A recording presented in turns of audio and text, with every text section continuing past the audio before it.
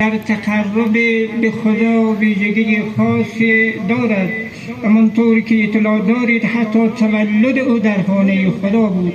شما مؤمنین عموما خدمت شایان کردید، منبر و صحن و رواق مزار شای اولیا را درست کردید.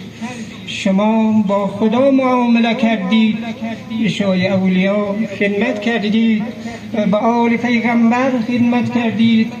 از خداوند پاک می‌خواهیم که آبادی این منبر وسیله بشود برای دستیابی به رحمت و فضل بیکران الهی و خیر و برکت الهی در این دره نیقلعه و همچنین در جامعه محیط دور و نزدیک ما، و نیز وسیله بشود برای وحدت و اتحاد و اتفاق هرچی بیشتر عموم مردم شریف این دره زیبای نیقلعه. برای همه مورد پاداش کسانی که برای رضای خدا گام بر می دارند و برای رضای خدا کمک و انفاق می کنند آیات چندی داریم. از آفم مضاعفه، خداوند وعده چند برابر داده است. فله عشر امثالها، 10 برابر. فی کل سنبلة 100 حبه، 100 برابر. از خداوند برای شما مؤمنین پاداش بی نهایت می‌خواهیم.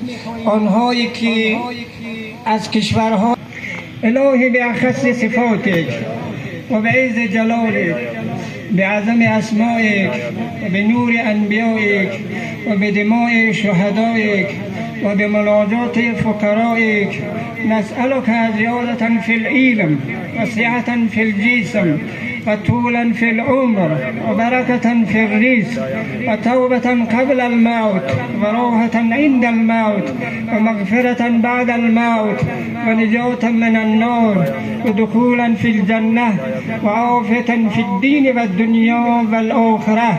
اللهم اهدنا من عندك وانزل علينا من فضلك وانشر علينا من رحمتك وانزل علينا من بركاتك.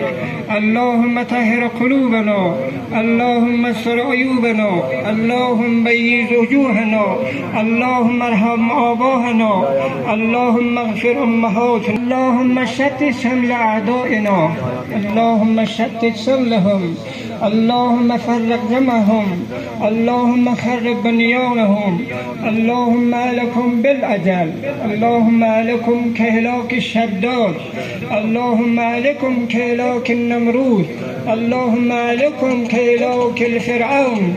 اللهم احفظ أهلنا وأموالنا وبلادنا من جميع آفات والبلايا. پروردگار عظیم الشان این جمعیت ما را جمع داشته به موت نفاق فراگنده و پریشان مفرما.